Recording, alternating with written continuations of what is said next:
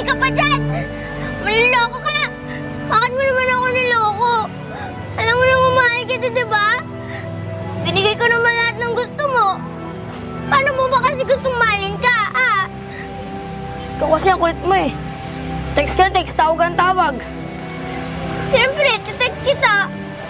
Namimiss kita eh. Di ba ikaw rin naman nagsabi na magte-text tayo? Sana pala, hindi na lang kita naging gusto.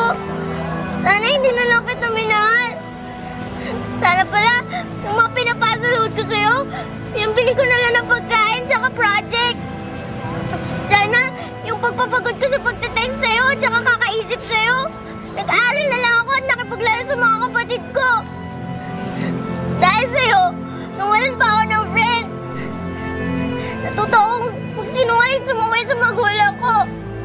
Pero ikaw, lagi mo na lang pinapasikip yung dibdib ko. Bakit? Dahil cute ka?